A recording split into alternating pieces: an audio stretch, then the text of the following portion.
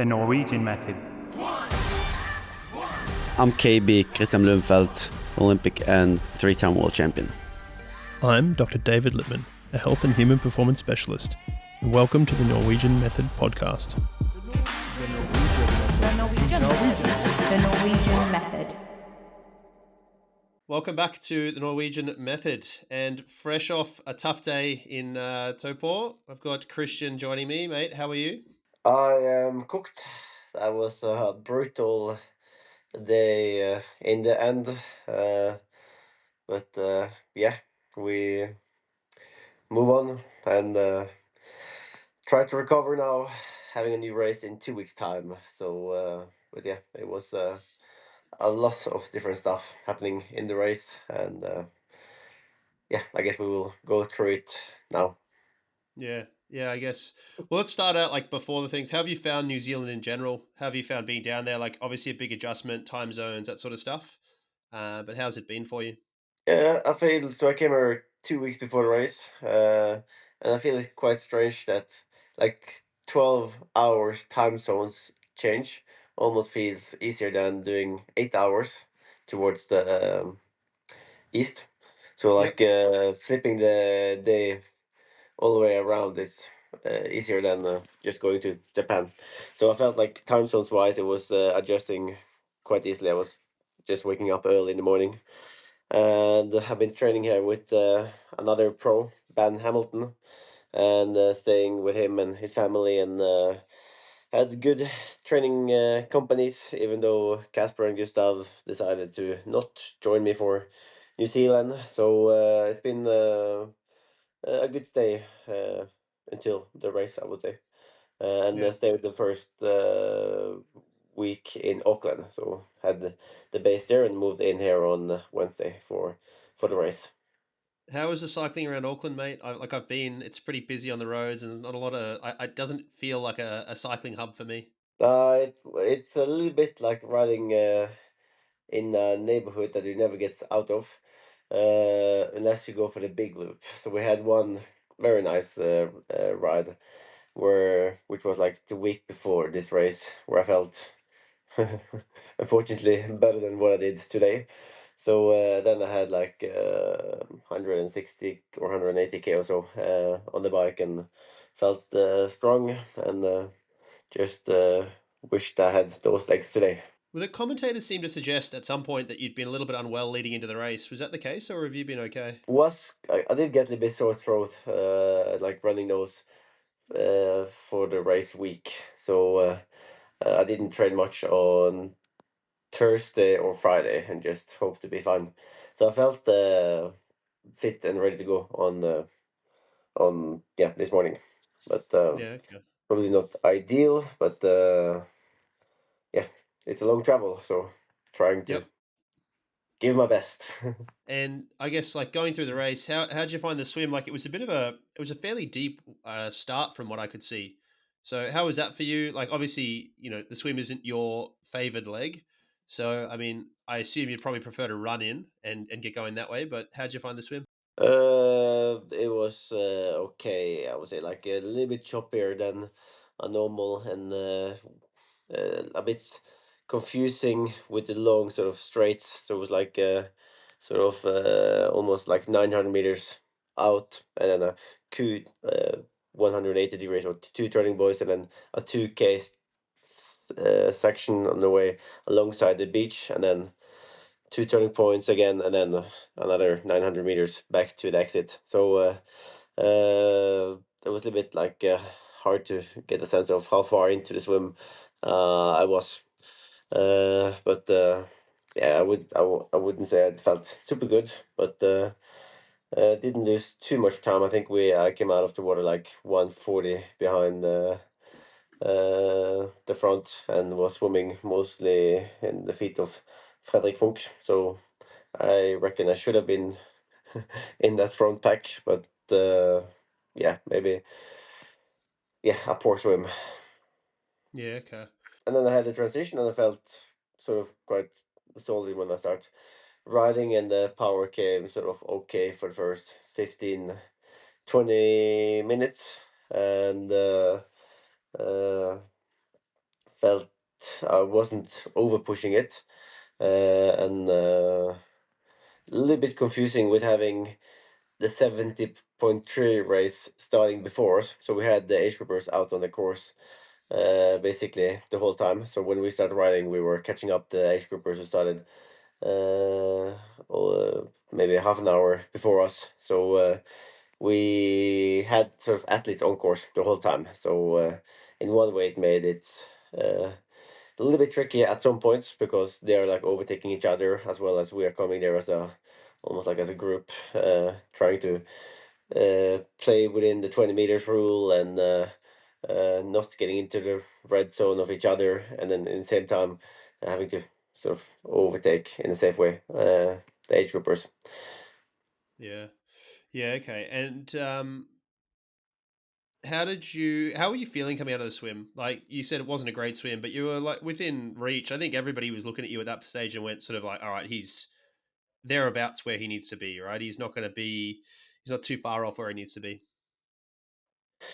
Like the first few steps on the beach wasn't great, but then when I start running in transition, it felt better. So I felt like I was able to have a decent pace there on the Yep. as I was running after maybe the first 10-15 seconds. So then the legs felt okay. Yeah. It was quite a long run. It was about 400 meters from memory. Like, how do you find a long transition like that? Do you find it to be helpful so that you can be on the bike in a little bit better shape and sort of shake off some of the swim, or would you prefer to be sort of on the bike quicker? I feel it doesn't make a huge difference. Like it's sort of the run and the bike sort of feels the same in that way. It just makes it easier to take down the wetsuit to the waist until you have to jump on the bike. Yeah, yeah, yeah, for sure. And so you said like initially the first little bit, the power was coming okay. Were you holding back a bit there because, or was it just that Kyle was surging quite hard because he was putting time into you, and I think people were like, I mean, I was certainly surprised by that. I think he was pushing hard in like to break away with like and surging while we Yep, were sort of a little bit more uh, careful, I would say. yep, So by memory, I think he was like 1:45 quicker out of the water, maybe, and maybe even had a quicker transition. So let's call it 2 minutes. So yep. then he took probably he gained 3:45 then for the first 90K by himself, and then I think brought we're bridging up a little bit again Yep. on that second lap on the way out when Trevor Foley was coming through and Fredrik Funk was starting to go to the front. But then when Fredrik Funk sort of managed to get away from Trevor, then we lost time again to Kyle. Yeah, got it. But that was also the point where the group sort of got split up, and it was a little more one and one. And I think that was a little bit the combination of that. Then the age groupers who did the 70.3s, they were then finished with their lap. So on our second lap, we were sort of having a clear road for the first uh, maybe 60K off that lap before we were starting catching lots of age groupers again who were doing the Ironman. Yep. So then it's you more wonder like it's harder if you're first getting dropped to sort of bridge back in again. All right, and let's talk the error bar, mate. Like, what happened with the handlebar? Like, we saw you playing around with it, sort of twiddling it around and that sort of stuff. Like, what went on? Actually, uh, so I had someone who was tightening the or like it was a noise in the handlebars yesterday when I were at the bike mechanic, and then we tried to uh, tighten them, and yeah, I guess maybe it was tightened too much or too little, or not sure. So suddenly after 20K, the right one came off, and I was stuck there with the Di2 cable sort of hanging through the handlebar, and it's sort of tricky in speed to put the cable inside again without really like yeah in speed. So I wasn't able to put the aero bar into the hole again. So then in the beginning I wasn't sure what to do, and I managed to sort of snap the cable and I was sort of riding a little bit and hope to find a aid station where I could sort of throw it so I didn't get a penalty for littering. And unfortunately, it was also my right air bar where I'm having the uh, Garmin computer. So I had to take the Okay. computer off, put it in the pocket so I could record the data. But I was basically riding blind for the last 160k, which was a little bit annoying.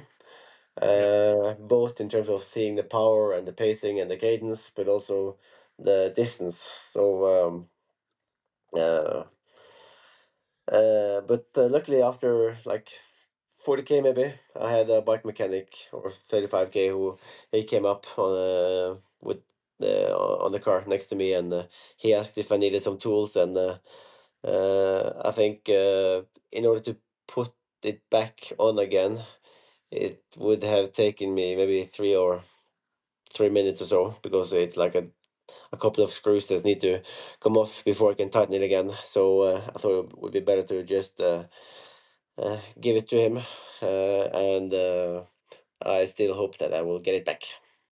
Yeah. Okay. Well, if you listen to this bike mechanic, please reach out to Kristian and get him his handlebar back. But luckily, it was the right one that came off, because I'm sort of I would say left dominant on the air bars. So I'm better at taking off my right arm. So like if I'm drinking, I'll normally use my right one, and I feel that the left one is sort of the arm that I'm always taking uh, into the air bars first, and then the right one comes afterwards. So it was luckily the left one that was still on. So that made it a little bit more safe, I would say, to ride, Got or it. less unsafe. Yeah. Got it. Got it. And like, I guess like let's go through this because this is fascinating. You seem pretty composed about it when I was watching. Yeah, it seemed like you were like, okay, yeah, this has happened. We're all good. I know what I'm doing. But what goes through your mind when that happens initially? Like, what's the calculus going through there? Is just like, should I be stopping? How do I know if there's a mechanic? Because I assume you don't know if the mechanic's going to come. Well, first I thought that I just have to. When I first sort of got it loose, then I thought I just have to wait until the uh, aid station and throw it away. Or first I thought that this is the race is over, so Mm.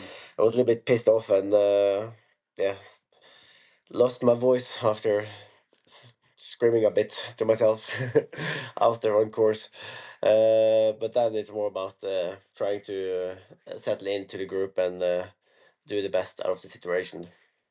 Yeah. And so, how do you stay positive there? Like, as you said, you got really angry. You sort of yelled. Like, how do you switch your mindset? Because like that's an easy mindset to race angry, even, and like racing angry is not a good way to do it either. Yeah, but the tricky thing is that on the right one, that's where the shifter is. We're like going one uh like shifting down, or Yeah. so I had to sort of go down to the base bar if I wanted to go to a more heavier gear, and every time I wanted to go one lighter, like I could just use my left one. So that was a bit like uh maybe the most annoying thing. Yeah. But so, like, I guess, how do you switch that mindset? So back to you got angry. It's easy to race angry. And that's not always good. So how do you switch it to like a positive thing? Oh, well, that's more that it's what else should I do? It's it's a long travel to go all the way to New Zealand to only do 20k on the bike, and 4k swim, or 3.8k swim. So just try to still race for the win, and see if I could do the best of the situation, because at that point I thought I still had a chance to get back into the race. I knew that I had stronger cyclists behind, and that it wasn't too many up front. Like it was, I didn't have completely the control over who was in front, but I knew that Carl Smith was pushing the pace, and um, yeah, I just still thought that I had a chance to win. The Norwegian method. Morton's hydrogel technology encapsulates carbohydrates, making their gels and drink mix easy to consume and easy on the stomach. With no added colors, flavors, or preservatives, you get exactly what you need and nothing you don't. It's the fuel we rely on both training and to execute on the race day. For 15% off your next order at morton.com, use the code TNMS4 at checkout. The code is applicable once per customer on all products except the Morton bicarb system. Valid until December 31st, 2026. Check the show notes for details. The Norwegian method. How did you decide to not DNF? Because like that would have been an easy, a reasonable option. You go, yes, it's New Zealand, but I'm going to race a couple weeks time in Australia anyway. Then I've got my the rest of my race calendar planned, but it's all you front loaded your year so that you could easily slot in another Ironman if you wanted. Not easily. I would have to see how Texas is going. So if Texas goes well, then I might squeeze in another Ironman. If Because Texas I'm goes well, because what talk about that? Why if it goes well and not if it goes badly? no, because I need 3 Ironman races for the Pro Series, and if Texas goes bad, then I will just focus on Roth and Hawaii. It's not like I can't suddenly put in it's 2 more 6 Ironmans in one season. That's a bit heavy. Yeah. So because I didn't give too much space for a spare Ironman this season in order for the Pro Series. So that was maybe the biggest bummer with being 16 minutes down in the end, because that basically means that I have to do if I want. I have to do another Ironman if I want to win the Pro Series. Yeah. Okay. Because I guess when we last spoke, your Roth announcement hadn't come out, and so it seemed like everything was front stacked, and there was this big gap in the middle of the year, and it's like, well, Roth's actually slotted in there, so okay, that makes some sense then. That you didn't really have the option to DNF at this because it's I guess that makes sense. Um, there was some chatter that you had a second mechanical, but you didn't have a second mechanical, did you? No. No. Okay. All right. And I guess what were you thinking tactically on the bike? You sort of Or already meant. the chain came off, but that's not really Okay. technical. I was able to put it back on in speed. Okay. But so technically on the bike, you already mentioned you had good bikers behind you. You had a couple of guys up front, but you thought what you could come through with the good bikers and still like make a good run of it. Is that the kind of the plan that what you were thinking? Yes, I still thought they could have like a 230, 235 on the run in me, and even when Yep. I came off the bike, I thought that could be the running legs I could show up with. But I think after even putting on the shoes and trying to follow Mike, Magic Mike, and Trevor out of T2, I was sort of struggling to just get down to a 3:45 pace. So the first few Ks didn't go fast, but I was still losing time. So I was sort of trying to stay in the race the first 5K before it was more like a survival, I would say, quite early on the run.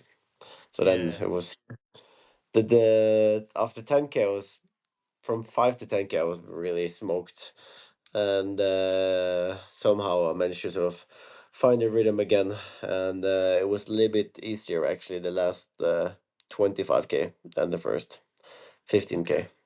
Why do you think that was? So maybe I was a bit because on the bike it was quite chilly, so maybe I was too focused on the carbohydrates and didn't drink enough. So suddenly there was like a change of temperature. So on the run it felt quite warm again. So I guess the last maybe hour on the bike it was probably warmer than expected after having had like a chilly start the first 3 hours of the bike. So I guess I should have been drinking more fluid and not just focus on the carbs. So I was maybe a little bit overloaded with carbs as well. I think I grabbed like a bottle of Coke as well. Oh, as well on the last second last aid station, and I think that was also disturbing a little bit the stomach when I started running. Yeah, okay. Well, how did you come through transition? Because I watched you and you didn't look great through transition. How were you feeling? Uh, the first few steps is always like odd, and then Yeah, grabbing the T2 bag and putting on the shoes, and then I didn't feel great. But then yeah. it's not like I'm stressing about it. It's more like trying to find the rhythm the first K or so, and then it just the running leg just never showed up Right. on that first lap. So you were running some like 4:30s and stuff, and then it sort of picked up a bit. You mentioned the hydration already, but there was also some discussion of you having a bit of a vomit. Did that? I assume that helped. Yeah, it did actually. So it was just as I passed the restaurant area. I was first running on the right side of the road, basically just next to the restaurants, and then I felt it coming. So then, ah, I better move to the left side of the road now and give them at least another 3 meters from the vomit as they're Uh, enjoying their lunch. So I guess I was just overloading on uh, too too much carbs and as well a mix of the bottle of Coca-Cola that I grabbed in the aid station. So that was sort of just disturbing it. And it yeah, was quite yeah, good when it came up because then I felt better again. And it felt like I didn't, yeah, it felt better afterwards. yeah. Looking at your run splits, they're a bit surgy, right? So there was some like high threes and then some like mid to high fours at times. Like that sort of it seemed to yo-yo a little bit. Was that course related or was that how you were feeling? Probably both. It wasn't completely flat. So it was a little bit like uphill, downhill as well. Felt like I struggled to find a rhythm over time, so it was no smooth running at all. The smoothest running was maybe going out on the third lap, and that those 10K was maybe where I was pacing the best. One of the things I wanted to talk to you about today, regardless of how things went, was like a bit of a race review in terms of how you do it. And I think maybe today provides an interesting yeah, I guess an interesting case study of how do you review a race, particularly in the light of like the mechanical and the legs not feeling good. Like, what does a normal race review look like, and what about today? Is it any different? Nah, so typically after the first thing I do after a race is like looking at the power, especially now as I didn't look at the power as I was riding, so looking through the power and the heart rate and trying to see how that's comparing. And normally for the run, I have like a feeling of how I'm running and I'm getting in the data as I'm sort of running the pace wise. But now it's more, uh, yeah, I guess it was also a little bit impacted by the build up I had where I didn't feel too good over the last 4 or 5 days. So it's sometimes it's not too good to overthink it either, and more like move on Yeah, and try to just get back into training for Geelong yeah, because it's yeah, not yeah. like I want to stress around and flip all the training around just because this race went badly. But so I guess back to the. Well, firstly, thank you for given the fact you don't really want to rehash this too much, we do appreciate you joining us on the pod. But secondly, so a normal review, you'd sort of look at your data and then consider, probably some tactics in there as well, and then probably review some nutrition. Is that fair to say? Yeah, like writing down what I was taking as well, and now I like looking back. I do think I grabbed way too few water bottles on the bike as an example. Like I think that volume was too low, and that's yeah, impacting the hydration and makes it tricky on the run. Yeah, yeah, for sure. And I think also like the reason why I didn't feel too good in the swim was maybe also lack of open water swimming. So I think it would be nice to put in more of that uh, layering or in before the upcoming races. Yeah, okay. Well, Geelong's got a really interesting open water setup, mate. I don't know how much you know about Geelong. I used to live there. There is a really cool sort of open water pool uh, on the waterfront there that you can go do some laps in. So yeah, Okay, but I'm it's not sure if interesting. that counts as open water swimming. Well, it's open, like so it's freely it moves free. There's a boardwalk around it, so you can sort of swim laps. But it's Oh, okay. Oh, okay, I see. yeah. Okay, So I see. it's on the eastern beach there, so it's a lovely spot. But I guess one of the other questions I had for you was how do you navigate bike repairs on the road? Right. So you mentioned seeing a bike mechanic because something was a little bit loose. I assume that was an Ironman bike mechanic. But now you're on the way to Yes. Geelong. I assume the Ironman bike mechanics aren't going to give you a call, although hopefully the one that has your handlebar does. But I guess what happens from here? Now we will tighten the bolts even harder, Yep. and I do have good sponsors who can help around. So if I need spare parts, either for the bike or stuff, I get sponsors to send it to the location I'm going to. So as an example, Giant and KLX, they have a lot of bike dealers all around the world, and they are very helpful with uh, yeah, if I need any support as well. Shimano is having a lot of bike stores around the world who is having like Shimano, it's Shimano service that have all of the parts. So they can help me around if I text them. Got it. Got it. And I I assume that's a custom bit though for you, a custom part that handle. Is that correct or no? I think it's a normal one. So Okay. it's not custom, but it's like the screws that goes in is quite small, and I think it's important. Like they need to be quite tight in order to not. Uh, yeah, it's two quite thin screws, but Got it. I guess they have uh, calculated or done the math on them. But Yeah. I was maybe not having them tight enough. Yeah. Well, I also heard that the road surface there was a bit bumpy and that sort of stuff, whereas, Geelong's a lot nicer in that respect. So hopefully it's not too much of an issue for you. Yeah, but the bars should still be fine if it's a bumpy road. You should always be able to trust your equipment. That's Well, important. I mean, I don't know what to say, mate. That is for you to sort out. You said that, not me. But let's talk about recovery now. You mentioned today was a tough day. Was it a tough day because you felt bad from the start, or was it a tough day because you had to rinse yourself to save minutes, or all of the above? I would say all of it.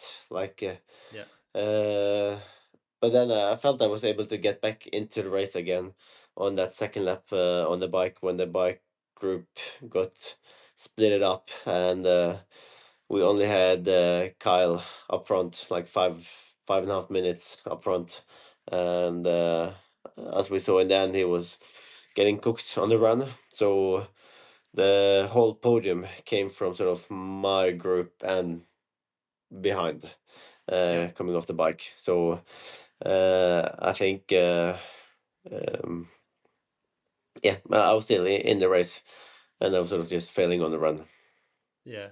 And how do you think about that tactically? Because I mean, that sounds like you've already thought about this a little bit, which is you could have chased Kyle. It wouldn't have been you're the race favorite. You've got a good bike leg. You've got one of the best run legs. So why wouldn't you chase him? Is one of the thoughts, right? Uh, but you sound like you've already done the calculus and done the math of like, well, actually, he was over biking, and so tactically you're happy with what you did. Is that fair to say? Yeah, I think it wouldn't help me to go harder on the bike in order to have better run legs. Like I still would have needed to run quicker than 2:52 or so. Yeah, And if I rode quicker, I guess I would have been running even worse. So yeah, no, like I think I should, tactic wise, I should be. having a like on the base, I should be able to do a 2:35 on a course like Yeah. this, at least on tired legs. So it was more like I was just failing on that side. Yeah, okay. A few guys did run in and around 235, 236, 237. There was quite a few. So it was a good run day for the other lads. Does any of that change how you think about Kona at all? Like some of the performances today? Like I know Piers, somebody you've highlighted to me before as somebody that, you think has got high potential. Yeah, for sure. And no, I think for Kona, it's still the the hard like there it's even going to be harder to either follow like guys like Magnus and Sam Laidlow and probably Martin this year as well. And you put into the mix that Yalle is probably going to qualify, and Pierre is going to be there as well, Gustav and Casper. So I think it's also a different pace that's required there with the heat and the humidity. So it's probably a slower run pace than what we saw today. Yeah.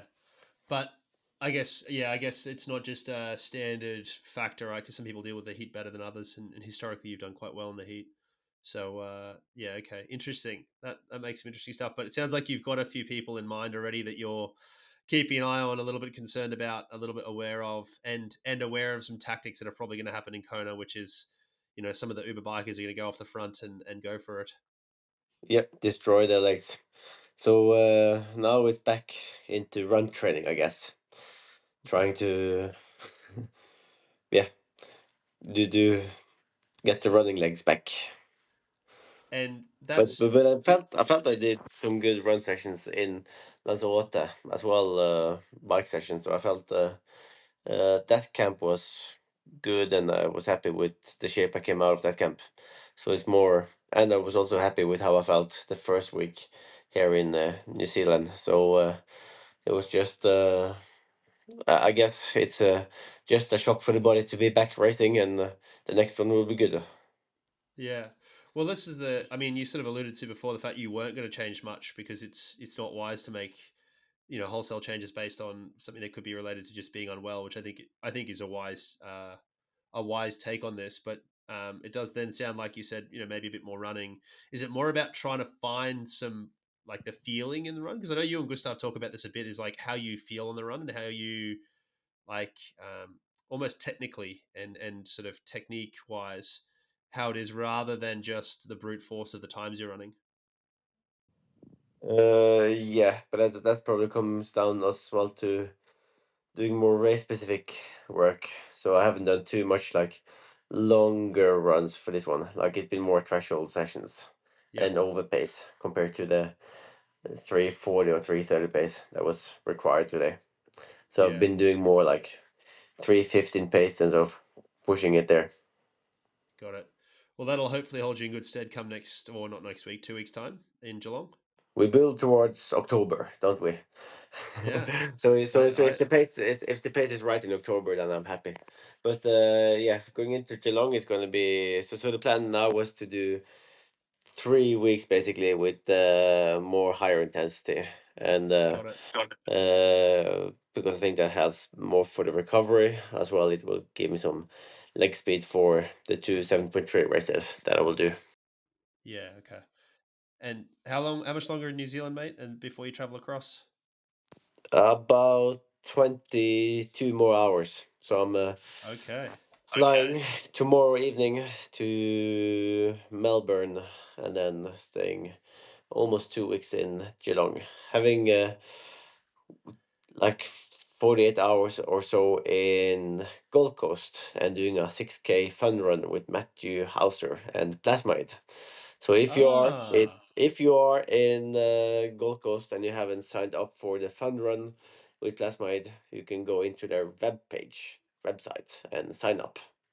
I very think good, it's mate. I think it's just over 100 people signed up already, so it will be a fun run.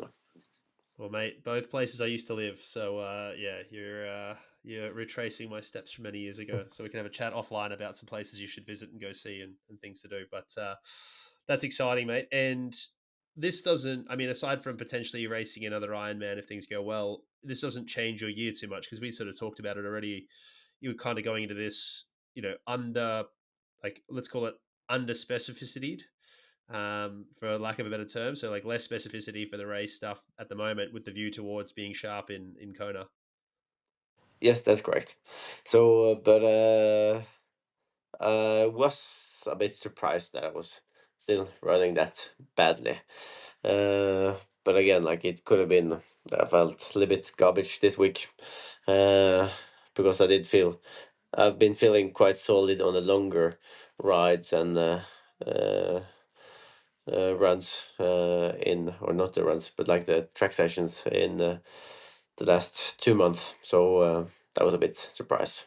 But Yeah. we will see in Texas. If it's still terrible in Texas, then I might have to go back to the drawing board.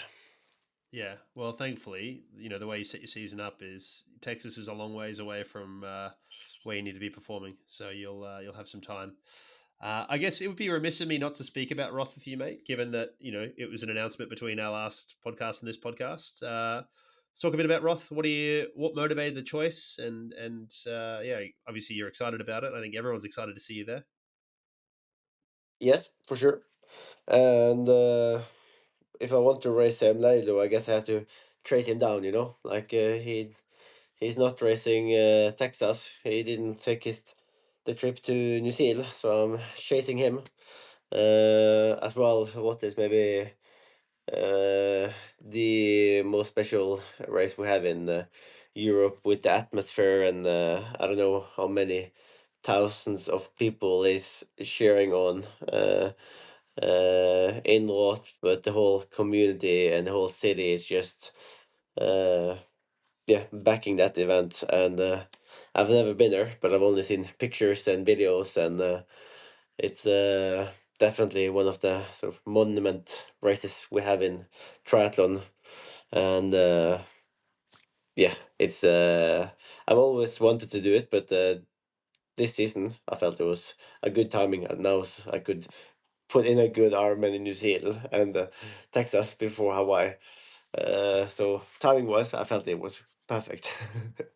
Yeah, well, as Mike Tyson says, everyone's got a plan until you get punched in the face. So I wonder if there's, yeah, you'll adjust and you'll make plans from here, It- and things will change. it's really impressive start field uh, that's coming there, like Jonas Schomburg as well, and uh, Patrick Lange, and yeah, it's going to be a pretty stacked field. So that's always fun to show up to.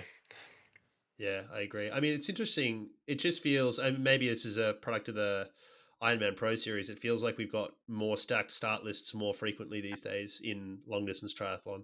Just feels like, even today you lined up and I was like, look at the field and I thought, geez, it's a pretty good field, particularly for New Zealand. But, then it'll be the same in Geelong because all those guys are probably going to go across to Geelong as well. Yeah, and that's the great thing with the Pro Series. Like it sort of gets good racing fields all the time, and it's like no way to hide if you want to perform well in the Pro Series. And it's Yeah. not just over the World Championship days, but it's like, yeah, from the beginning of the season until the very end. So it makes it more fun to be a professional triathlete, and hopefully it's more fun to watch as well for the fans out there. It's definitely better for us, mate. Like, there's no question about that. I don't think everybody agrees with you that it's more fun to race the best people. I think that's somewhat personality type. I don't know if it's your personality type. I also know your personality type is one that is going to be stewing on this for days and days and weeks after this performance. So I yeah, that's concerning for Geelong. I think for the others because I think you'll come out there with the bit between your teeth and really go for it, mate. So I'm excited to watch that. And yeah, anything else you wanted us to cover, mate, before we ship out for the day and let you recover a little bit before your plane flight? No, I think that was all from my side. Now it's time to jump in the bed very, very soon and have a good night of sleep after the race, and then I will pack my bike tomorrow morning. Yeah, well, mate, again, appreciate you joining us given the tough day and given the time of day there. And we wish you well for the travels, wish you well for Geelong. We'll be watching, we'll be following along. And, of course, as always, we appreciate all the listeners. So do share this podcast with people so they can hear how Kristian went. Rate the podcast as always, because that helps us grow. And, of course, always leave comments and etc. We will get to them. Kristian, thank you, mate. We'll talk to you soon. The Norwegian method.